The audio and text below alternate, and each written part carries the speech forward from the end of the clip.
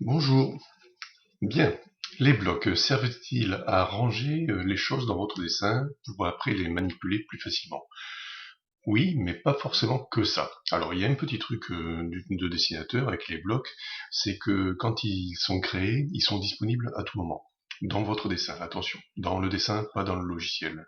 Donc quand vous créez un nouveau dessin, les blocs ne sont plus disponibles, sauf à les copier dedans. Alors j'illustre la situation. J'ai besoin dans une pièce quelconque de créer des trous. Je vais en avoir plusieurs et de tailles différentes. Alors, un trou en dessin, ça va être soit un trou fileté symbolisé par cet arc de cercle, soit un trou simple, et les dimensions peuvent être variables. Alors, les blocs, en quoi peuvent-ils nous être utiles? Eh bien, regardez, j'ai pris soin de dessiner un cercle, un bloc, mais je vais le décomposer, pour vous expliquer. Donc, le cercle. Il fait en diamètre, parce qu'on a tendance à parler des trous de diamètre, il fait 1 de diamètre, une unité de diamètre. C'est très important pour la suite, de lui donner comme valeur un chiffre, de rester à l'unité. Donc le diamètre du cercle 1, j'ai fait des lignes rouges pour symboliser le centre de perçage. Je vais maintenant créer la commande bloc, BLOCK, je vais utiliser la commande bloc, BLOCK. Je pense que le raccourci clavier ça doit être BL, je vais pas vérifier. Le nom, je vais l'appeler trou.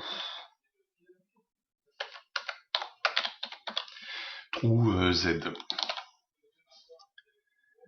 Je sélectionne le point d'insertion dans la zone graphique, autrement dit dans le dessin, le centre, puisqu'on pose toujours un trou par son centre. Je sélectionne les objets en la circonstance, je fais OK.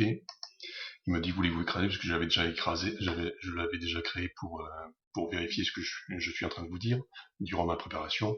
Je vais dire oui en la circonstance. Bien. Maintenant, je dois poser un trou. Donc je fais appel, alors pour vous illustrer le fait qu'ils existent malgré tout toujours, même s'ils ne sont plus disponibles dans le dessin, vous voyez, il n'y a rien dans le dessin, j'appelle la commande I pour insérer. Et il me propose tous les blocs qui sont en mémoire dans le dessin. Je précise encore, dans le dessin, pas dans le logiciel. Je vais poser un trou Z. Je spécifie la position et je vais spécifier l'échelle. Alors c'est important, parce que c'est là le côté pratique de la chose, sinon ça n'a pas grand intérêt. Je fais OK. Je dois poser un trou de 10 mm de diamètre. Vous vous rappelez que le diamètre initial était 1, et bien là maintenant il me suffit de dire 10.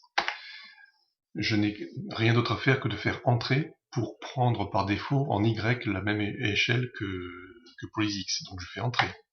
Et voilà, j'ai un trou, si je fais une cote de diamètre, j'ai un trou de diamètre 10. J'ai besoin d'un trou de diamètre 6.